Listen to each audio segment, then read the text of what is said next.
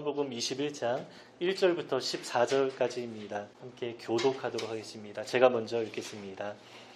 그 후에 예수께서 디베랴 호수에서 또 제자들에게 자기를 나타내셨으니 나타내신 일은 이러하니라. 시몬 베드로와 디두모라는 도마와 갈릴리 가나 사람 나다나엘과 스베데의 아들과 또 다른 제자들이 함께 이르더니 시몬 베드로가 나는 물고기를 잡으러 가노라 하니 그들이 우리도 함께 가겠다 하고 나가서 배에 올랐으나 그날 밤에 아무것도 잡지 못하였더니 날이 새어갈 때 예수께서 바다가에 서셨으나 제자들이 예수의 이름을 알지 못하는지라. 예수께서 이르시되 얘들아 너희에게 고기가 있느냐 대답하되 없나이다. 이르시되 그물을 배 오른편에 던지라. 그리하면 잡으리라 하시니 이에 던졌더니 물고기가 많아 그물을 쓸 수 없다. 예수께서 사랑하시는 그 제자가 베드로에게 이르되 주님이시라 하니 시몬 베드로가 벗고 있다가 주님이라 하는 말을 듣고 겉옷을 두른 후에 바다로 뛰어내리더라.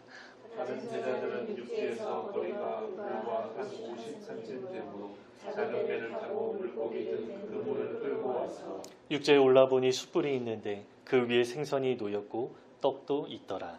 예수께서 이르시되 지금 작은 생선을 좀 가져오라 하시니 시몬 베드로가 올라가서 그물을 육지에 끌어올리니 가득히 찬 물고기가 153마리라. 이같이 많으나 그물이 찢어지지 아니하였더라. 예수께서 이르시되 와서 수박을 먹으라 하시니 제자들이 주님이신 줄 아니고 당신이 누구냐 감히 묻는 자가 없다. 예수께서 가셔서 떡을 가져다가 그들에게 주시고 생선도 그와 같이 하시니라. 이것은 예수께서 죽은 자 가운데서 살아나신 후에 세 번째로 제자들에게 나타나신 것이라. 아멘. 예수님의 사역을 한마디로 요약하면 회복의 사역이다 이렇게 말할 수 있습니다. 누가복음에 나오는 예수님의 처음 설교가 있는데요. 회복에 관한 것이었습니다.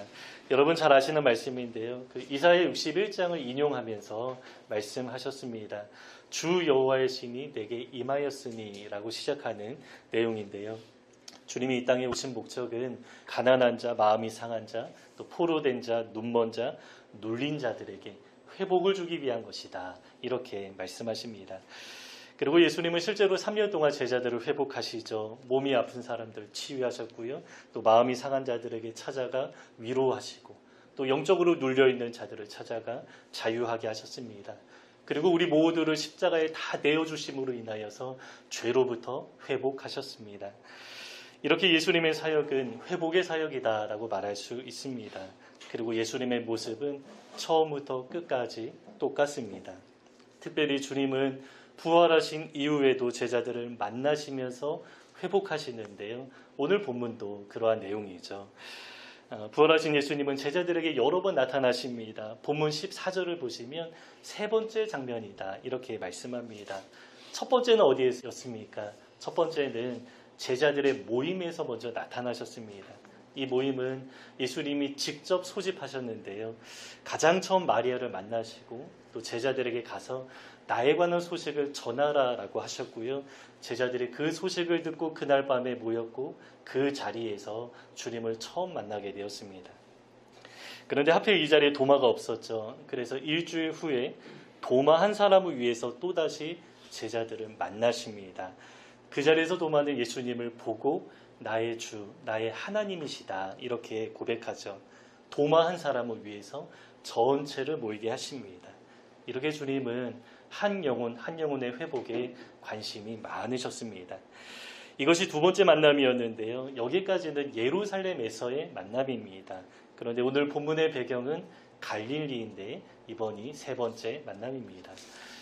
이렇게 부활하신 예수님을 제자들을 계속해서 만나십니다. 그 목적이 무엇입니까? 회복입니다. 그런데 인간적인 눈으로 볼 때에 제자들을 향한 예수님의 마음이 조금 실망스럽지 않을까 이러한 생각도 듭니다. 왜냐하면 제자들이 너무 답답하기 때문이죠. 예수님은 십자가에 돌아가시기 전에 3번이나 자기 죽음을 예고하셨는데 제자들은 귀담아 듣지도 않고요. 전혀 준비하지도 않았습니다. 오히려 십자가를 향하시는 예수님 앞에서 누가 더 크냐 서로 논쟁하기도 합니다.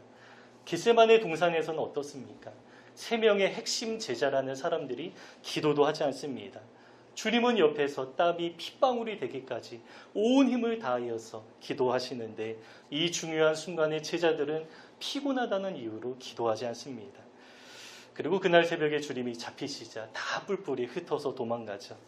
게다가 베드로는 어떻습니까? 예수님을 부인하고요. 또 맹세하면서 저주까지 했습니다. 그러면서 나와 상관없는 사람이다 라고 하고 예수님과 손을 딱 끊는 베드로의 모습입니다. 오직 단 한 사람 그 요한만 십자가의 현장을 지켰죠. 그 예수님이 십자가에 달리신 채로 주변을 돌아보시는데 제자들이 없는 것입니다. 그 예수님은 육체의 고통도 정말로 극심했겠지만 그 마음의 상심과 외로움도 좀 크지 않았을까요? 3년간 혼신의 힘을 다하여서 제자들에게 모든 것을 다 쏟아 부으셨는데 십자가에 달리신 예수님의 눈에 제자들이 보이지 않는 것입니다. 그래서 남아있는 한 명의 제자 요한에게 자기 어머니를 부탁하십니다. 또 부활하실 때는 어떻습니까? 이미 주님은 부활을 예고하셨는데요. 그 말씀을 믿고 무덤에 찾아간 제자는 한 명도 없었습니다. 다만 여인들이 무덤에 찾아갔는데 부활에 대한 기대와 소망 때문에 찾아간 것이 아니라 장례를 치르기 위해서 찾아간 것입니다. 그런데 여인들이 빈 무덤을 발견하고요. 11명의 제자들에게 주님의 부활을 전했지만 제자들은 그럼에도 믿지 않았습니다. 누가복음 24장 11절에 이렇게 기록합니다. 사도들은 그들의 말이 허탄한 듯이 들려서 믿지 아니하나. 여기서 허탄하다라는 뜻은 쓸데없다, 신빙성이 없다라는 뜻입니다. 여인들의 말을 거짓말로 치부하면서 말도 안 된다, 아주 가볍게 넘겨버리는 것입니다. 그런데 베드로는 긴가민가하는 마음으로 무덤에 가서 빈 무덤을 확인했는데 그 베드로의 반응도 상당히 엉뚱합니다. 성경은 베드로가 이 일을 이상하게 여겼다라고 합니다. 부활을 믿었다면 빈 무덤은 당연한 것입니다. 그런데 베드로는 이상하게 여겼다라고 합니다. 부활에 대한 믿음이 없었다라는 것입니다. 도마는 어떻습니까? 그 10명의 제자들은 도마가 없는 자리에서 주님을 먼저 만났고요. 그 이야기를 도마에게 전합니다. 그런데 도마는 3년이나 함께 있던 그 동역자들의 이야기를 믿지 않습니다. 내가 직접 확인하지 않으면 나는 도저히 믿을 수 없다라고 하는데 내가 직접 확인하겠다 이러한 이야기가 아니라 예수님이 부활할 리가 없다 이렇게 단정하는 어투로 부정적으로 확신하면서 말하는 것이었습니다. 죽은 자가 살아나는 것이 가능하지 않다 이렇게 여겼던 것입니다. 그런데 여러분 그 제자들에게 죽은 자의 부활은 생소한 것이 아니었습니다. 구약에서 이미 여러 번 죽은 자가 살아나는 일들이 있었습니다. 그리고 예수님은 십자가 지기 이전에 회당장 야이로의 딸을 살리셨는데요. 3명의 제자가 죽은 야이로의 딸이 살아나는 것을 직접 눈으로 목격했습니다. 또 십자가 지기 바로 직전에는 나사로도 살리셨죠. 이거는 많은 사람들에게 알려진 사건이었습니다. 그리고 주님은 내가 직접 부활할 것이다 이렇게 말씀하지 않았습니까? 그러나 제자들은 그 말씀을 믿지 않았습니다. 그래서 예수님의 마음이 조금 답답하지 않았을까 생각하게 됩니다. 그런데 주님은 제자들 앞에 나타나시는데요. 실망감을 드러내거나 책망하지 않으시죠. 왜냐하면 우리 사람의 연약함을 이미 아셨고 그 모든 연약함을 주님이 품어주셨기 때문입니다. 그래서 부활하셔서 제자들을 만나시는데 그 목적은 책망이 아니라 회복에 있었습니다. 처음부터 끝까지 일관된 주님의 모습입니다. 처음 설교가 회복에 관한 설교였고요. 그 설교의 내용처럼 3년간 사역하셨습니다. 그리고 부활하신 이후에 낙심하고 주눅 들어있는 제자들 한 사람 한 사람 찾아가서 만나시고 회복해 주십니다. 자기 사람들 사랑하시되 끝까지 사랑하셨기 때문입니다. 여러분 주님은 어제나 오늘이나 영원토록 동일하신 분이시죠. 그래서 주님은 지금도 부활의 주님은 지금도 우리 한 사람 한 사람에게 찾아오셔서 우리를 회복하기 원하십니다. 그러면 무엇을 어떻게 회복하십니까? 오늘은 2가지를 나누기 원하는데요. 가장 먼저 주님은 자신과의 처음 만남을 기억하게 하시고 그 처음 만남, 첫사랑 때를 회복하기 원하십니다. 본문에서 제자들은 갈릴리로 갔습니다. 이미 예루살렘에서 주님을 2번이나 만난 시점이었습니다. 그럼에도 주님은 호련히 사라지셨기 때문에 아마 부활의 주님을 다시 만나고 싶은 마음이 제자들의 마음 가운데 늘 살아 있었을 것입니다. 그런데 그때 예수님이 하신 말씀을 기억해냅니다. 예수님이 십자가에 지시기 전에 이렇게 말씀하셨습니다. 내가 부활한 이후에 너희보다 먼저 갈릴리로 갈 것이다. 그래서 오늘 본문에 7명의 제자가 갈릴리로 가 있는 것입니다. 그런데 이 상황에서 대뜸 베드로가 물고기를 잡으러 가겠다라고 하죠. 원래 베드로는 어부였기 때문에 딱히 할 일이 없었는지 이제 배를 타고 나섭니다. 그리고 나머지 6명의 또 동역자들도 함께 그 배에 오르게 되었습니다. 그런데 베드로는 물고기를 밤새 잡으려고 했지만 한 마리도 잡지 못했다라고 하죠. 아무리 베드로가 3년은 쉬었어도 그는 어부로서 전문가입니다. 이들이 뭐 한 마리씩 낚시했던 것도 아니죠. 넓게 그물을 쳐서 물고기를 밤새 잡으려고 했지만 한 마리도 잡지 못했다라는 것이 이상합니다. 이것은 자연을 다스리시는 주님이 직접 연출하신 사건인데요. 이 상황을 통해서 한 가지 장면을 기억하게 하시는 것입니다. 그것이 바로 베드로가 가장 처음 부름 받았을 때의 사건입니다. 누가복음 5장에 그 이야기가 있는데요. 본문의 상황과 똑같습니다. 밤새 그물을 내렸지만 한 마리도 잡지 못한 상황에서 주님이 말씀하시죠. 깊은 데로 그물을 내리라. 그때 베드로가 나의 경험에 의지하는 것이 아니라 그 주님의 말씀에 의지해서 깊은 곳으로 그물을 내렸을 때 물고기를 잡게 되었는데요. 엄청나게 많은 양의 물고기를 잡게 됩니다.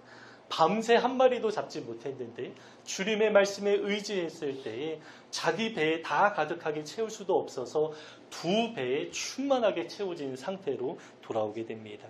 그때 베드로가 예수님 앞에 무릎을 꿇고요. 나는 죄인입니다 라고 고백하는데 죄인임을 고백하는 그 시점부터 제자의 삶을 살아가기 시작했습니다. 그런데 3년이 지난 지금도 똑같은 장면이 반복되고 있습니다. 이때 멀리서 주님이 제자들에게 얘들아 라고 큰 소리로 외치십니다. 여기에 해당하는 단어가 파이디오인데요. 여러분 많이 들어보셨죠? 어린 아이라는 뜻입니다. 그러니까 마치 장성한 어른이 아주 작은 아이를 부르는 것처럼 권위가 있으면서도 이미 잘 알고 있는 관계인 것처럼 아주 친근하게 부르시는데요. 본문에서는 그 거리가 50칸 정도라고 합니다. 약 90m 정도입니다. 조금 먼 거리죠. 그래서 주님은 아마 큰 소리로 얘들아 이렇게 외치셨을 것입니다. 그런데 이때까지만 해도 제자들은 주님이신지 아직은 몰랐습니다. 그런데 주님이 오른쪽으로 그물을 내리라라고 하시죠. 아마 밤새 오른쪽 왼쪽 다 던져 보았을 것입니다. 그런데 실패했는데 그럼에도 주님의 말씀에 의지해서 그대로 따랐을 때에 그물에 가득하게 물고기를 잡게 되었습니다. 그 물고기를 배에 다 들어 올릴 수 없어서 그물을 가지고 육지로 끌어와야 할 정도로 그물에 가득하게 펄떡이는 물고기를 잡게 되었습니다. 그때 요한이 먼저 주님을 알아보고 주시다라고 외치고요. 베드로가 이제 옷을 벗고 있는 상황에서 겉옷을 입고 바로 바다에 뛰어내려가서 주님께 나아갑니다. 이렇게 주님은 제자들을 처음 만났을 때와 똑같은 상황을 만들어 주시면서 처음 부름 받았을 때 그 상황을 기억하게 하십니다. 그때만 해도 이들은 그냥 전업 어부였습니다. 그러나 주님은 이들에게 사람을 낚는 어부가 되게 하리라 말씀하셨고 그때부터 배와 모든 것을 다 버려두고 주님을 따르기 시작했습니다. 모든 것을 버려도 될 정도로 마음 가운데 충만하게 채워진 것이 있었기 때문에 다 버려두고 주님만을 바라보면서 따르기 시작했던 것입니다. 이들은 구약에서 수많은 사람들이 그토록 갈망했던 메시아를 만났습니다. 영혼의 갈급함이 채워지게 되었습니다. 예수님의 직속 제자가 되었다라는 사실이 이들에게 정말로 큰 감격이었을 것입니다. 그 한 배에 다 채울 수 없는 그 풍성한 펄떡이는 물고기가 그 주님과의 그 만남과 그 은혜의 풍성함을 상징하는 것이죠. 여러분 우리도 그때가 있지 않습니까? 주님을 처음 만나서 주님만으로 만족합니다. 나는 아무것도 필요하지 않습니다. 주님만 계시면 괜찮습니다. 주님만으로 충분합니다. 이렇게 고백했던 그 주님과의 만남이 있죠. 주님은 그때 그 자리로 우리가 다시 돌아가기를 원하십니다. 그러나 여러분, 지금 우리는 어떻습니까? 제자들은 예수님을 3년간 따르는 중에 어느새 그 주님과의 그 처음 만남을 잊어버린 것 같습니다. 베드로는 주님이 부르셨을 때 무릎 꿇으면서 나는 죄인입니다 라고 고백했는데 그 고백이 점점 잊혀지면서 교만해지고 또 사명도 잊어버리고 주님을 사랑한다라고 말은 하지만 주님을 끝까지 따르겠다고 말은 하지만 말뿐이고요. 결정적인 순간에 주님을 부인하고 맹세하면서 저주까지 하게 되었습니다. 이 겉으로 볼 때 베드로는 주님을 잘 따르는 사람처럼 보였고요. 또 주변 사람들이 부러워할 만한 예수님의 직속 제자로 살아가고 있었습니다. 그러나 그 내면에는 주님을 향한 그 순전했던 마음을 조금씩 잃어버리고 있었던 것입니다. 여러분, 지금 우리는 어떻습니까? 우리가 지금 어느 자리에 있든 주님과의 첫 만남으로 돌아갈 때요, 주님은 다시 한번 우리에게 차고 넘치는 하나님의 사랑과 은혜 가운데, 감격 가운데 주님을 따르고자 하는 마음을 다시 회복하여 주실 것입니다. 여러분, 그 은혜를 다시 경험하기 원하십니까? 그러나 분명한 사실은 우리보다 주님이 더 원하신다라는 것입니다. 그래서 우리가 주님을 찾기 전에 주님이 먼저 우리를 찾아오시고요, 한 사람 한 사람 만나 주시기를 원하십니다. 오늘이 그 주님을 다시 한번 만나는 자리가 되면 좋겠습니다. 그래서 그 그물에 가득하게 펄떡이는 물고기처럼 우리가 다 감당하기 어려운 하나님의 그 풍성한 사랑과 은혜가 우리 인생 가운데 다시 한번 가득하게 채워지시기를 주님의 이름으로 축복합니다. 이렇게 주님은 처음 만남 그 은혜의 자리로 우리를 부르시고 기억하게 하시는데요, 또 한 가지 기억하게 하십니다. 이것은 우리가 실패하여 낙심했던 현장으로 우리를 부르십니다. 본문에서 주님을 가장 처음 발견한 사람이 누구입니까? 요한입니다. 요한은 여러 명의 제자 가운데 유일하게 십자가의 현장을 지켰던 사람입니다. 그는 예수님을 너무나 사랑했습니다. 그래서 마지막 순간까지 그 현장 가운데 있었고요. 또 본문에서도 7명의 제자들 가운데 가장 먼저 주님을 발견하게 되었습니다. 그 요한은 누구보다도 주님과의 사랑의 관계를 깊이 맺었던 사람입니다.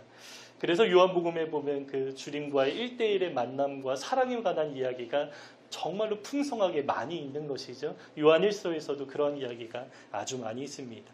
그리고 본문 7절에서는 자기를 가리켜서 뭐라고 표현하냐 하면 예수의 사랑하시는 그 제자라고 표현합니다. 주님이 나를 사랑하신다는 사실을 아주 잘 알고 있는 사람이었습니다. 예수님의 사랑을 다 받아 누리면서 아마 그 사랑 안에서 건강한 자아를 형성하고 있던 사람이었을 것입니다. 그런데 오늘 본문의 초점은 요한이 아닙니다. 왜냐하면 예수님은 죄인들에게, 병자들에게, 가난한 자들에게, 또 특별히 실패와 절망 가운데 낙심해 있는 사람들을 찾아가기 원하시기 때문입니다. 그러면 제자들 가운데 가장 많이 회복이 필요한 사람이 누구입니까? 바로 베드로입니다. 그에게는 회복이 너무나 절실합니다. 왜냐하면 예수님을 부인하고 저주까지 했기 때문이죠. 정말로 갈 때까지 갔습니다. 시험을 극복해야 했지만 완전히 넘어졌습니다.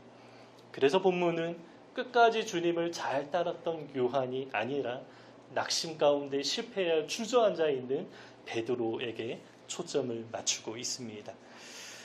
이미 베드로는 주님을 만나긴 했습니다. 2번이나 만났습니다. 그러나 조금 예수님 앞에 주눅들어 있지 않았을까요? 예수님은 베드로가 부인한 그 사건에 관하여 직접적으로 말씀하신 적은 없지만 아마 베드로는 그 주님의 눈도 제대로 맞추지 못할 정도이지 않았을까, 그러한 생각이 듭니다. 스스로 정말 많이 책망하면서 이제는 주님을 제대로 따를 만한 자신이 없었을 것 같습니다. 그래서 어쩌면 이전의 삶으로 다시 돌아가려고 하지 않았을까 생각하게 됩니다. 자신은 예수님의 제자로서 자격이 안 된다라고 생각하니까 다시 어부의 삶으로 돌아가려고 생각했을 것이고, 그래서 오늘 본문에서 이 물고기를 잡으러 간 것이 아닌가 그렇게 보입니다. 그런데 물고기를 잡으면서도 그 베드로의 마음은 너무 공허했겠죠. 지난 3년의 삶 가운데 가장 적극적으로 주님을 따르려고 했지만 가장 중요한 순간에 완전히 실패하고 넘어지게 되었습니다. 그래서 마음이 정말로 허탈하고 자기에 대한 실망감에 짓눌려서 주저앉아 있는 것입니다. 그런데 갑자기 물고기가 가득하게 잡히는 사건을 보면서 뭔가 새로운 소망의 빗줄기를 발견한 사람인 것처럼 주님을 향하여서 막 달려가는 베드로의 모습을 보게 됩니다. 그 영혼이 얼마나 갈급했는지 잘 알 수 있는 장면입니다. 그런데 그렇게 예수님께 달려갔는데요. 하필 그 자리에 베드로가 2번 다시 기억하고 싶지 않은 것이 놓여져 있습니다. 그것이 바로 숯불입니다. 우리 9절에 보시면 육지에 올라와 보니 숯불이 있었다라고 말씀합니다. 여러분, 이 숯불이라는 단어는 의미 없이 사용된 단어가 아닙니다. 제가 원어로 검색해 보았는데 이 단어는 신약 전체에서 다른 데는 사용되지 않았고 오직 요한복음에만 사용이 되었는데 요한복음에도 많이 사용된 것이 아니고요. 단 2번만 사용되었습니다. 오늘 본문에 한 번 사용되었고요. 그리고 요한복음 18장에 한 번 더 사용되었습니다. 그런데 요한복음 18장은 어느 장면입니까? 베드로가 예수님을 부인한 그 자리에서 숯불이 있었습니다. 요한복음 18장 17절 18절에서는 이렇게 기록합니다. 문 지키는 여종이 베드로에게 말하되 너도 이 사람 제자 중 하나가 아니냐 하니 그가 말하되 나는 아니라 하고 그때가 추운 고로 종과 아랫사람들이 불을 피우고 서서 쬐니 베드로도 서서 쬐더라. 이 개역개정에서는 불을 피우고 함께 서서 쬐다 이렇게 번역되어 있는데 이 불은 그냥 불이 아닙니다. 그냥 불은 이제 필이라는 헬러 단어가 있는데요. 여기에서 불은 안드라키아라는 단어입니다. 이 단어는 나무 장작이 여러 개 모여 있는 그 숯불 더미를 의미하는 것입니다. 예전 번역본인 개역 한글에는 둘 다 숯불로 아주 정확하게 잘 번역되었는데 개역 개정으로 바뀌면서 18장의 그 숯불이 불로 잘못 고쳤습니다. 근데 저는 왜 이렇게 잘못 고쳤는지 이해가 잘 안 됩니다. 요한이 아주 특별한 의도를 가지고 이 단어를 단 2번 사용됐는데 2번 다 숯불로 똑같이 번역하는 것이 맞습니다. 같은 단어를 통해서 같은 장면을 연상하게 만들라라는 요한의 아주 세심한 의도가 여기에 담겨 있는 것입니다. 그래서 우리가 오늘 본문을 보면서 이 18장의 사건을 한번 연상해 봐야 되는데요. 18장에서 베드로는 당시 예수님을 따르긴 따랐지만 멀찍이 따랐다라고 합니다. 왜냐하면 주님이 잡혀갔다라는 이 사실이 베드로에게는 너무나 당황스러운 일이었기 때문입니다. 이전까지는 누구도 감히 예수님의 몸에 손을 대는 사람이 없었습니다. 한 번은 절벽에서 예수님을 떨어뜨리려는 시도도 있었는데 그 자리에서도 한 사람도 예수님의 몸에 손을 대는 사람이 없었습니다. 주님은 가는 곳곳마다 그 주님을 통해서 여러 가지 신비한 그 기적들이 많이 나타나고요. 수많은 사람들이 애워싸고 주님을 따르고 있었습니다. 그래서 베드로는 아마 주님과 함께라면 그 안정감을 가지고 든든한 마음으로 함께 제자의 삶을 살아갔을 것입니다. 그런데 갑자기 어느 순간부터 주님의 모습과 태도가 달라지죠. 십자가 앞에서 너무나 나약한 모습으로 스스로 십자가로 향하는 예수님의 모습이 베드로의 눈에는 너무 당황스럽게 보이는 것입니다. 그래서 전혀 상상할 수 없었던 주님의 모습에 당황했을 것이고 그리고 내가 살아가는 주님이 어떻게 될까 걱정하는 마음이었을 것입니다. 그러나 정작 베드로 안에는 용기가 없습니다. 겟세마네에서 주님과 함께 기도로 준비하지 않았기 때문입니다. 각오와 준비가 없었기 때문에 베드로 안에는 두려움에 사로잡혀 있었던 것입니다. 그 복잡한 마음으로 문 밖에서 숯불을 쬐고 있는데요. 그 자리에서 베드로는 예수님을 부인하고 또 맹세하면서 저주까지 했습니다. 베드로의 인생 가운데 아마 기억하기 싫은 장면일 것입니다. 그는 예수님을 대적하는 무리들의 편에 섰습니다. 함께 예수님을 험담했고요. 그들의 말에 동의했습니다. 그러면서 예수라는 사람이 사형을 당해도 나는 아무런 상관이 없다라고 선을 딱 끊는 베드로의 모습이었습니다. 정말로 당당하고 사람들 앞에 태어난 척했지만 여러분 베드로의 마음이 어떻겠습니까? 정말로 처참하게 무너진 상태로 온몸으로 울고 있었을 것입니다. 여러분 혹시 우리에게도 이러한 자리가 있을지 모르겠습니다. 실패하고 절망하여 낙심했던 자리입니다. 우리가 주님을 따른다고 말은 하지만 주님의 제자가 아닌 것처럼 살아갈 때도 있습니다. 때로 우리가 주님을 향한 사랑의 고백을 드리지만 또 주님을 외면하고 주님과 상관없는 사람인 것처럼 세상을 사랑하고 또 주님을 따르는 것이 아니라 또 세상을 따르며 살아가는 우리의 모습도 있습니다. 우리가 물론 직접적으로 주님을 말로 부인하지는 않았지만 우리의 삶과 행동으로 주님을 부인하고 외면하고 또 세상의 편에 설 때도 있습니다. 여러분, 그럼에도 주님은 우리 삶 가운데 찾아오시는데요. 주님은 그냥 그 사건을 덮어두지 않으십니다. 숯불을 통하여서 그 기억을 드러내 주시는데요. 우리에게 수치를 주려는 것이 아닙니다. 주눅들게 하려는 것도 아닙니다.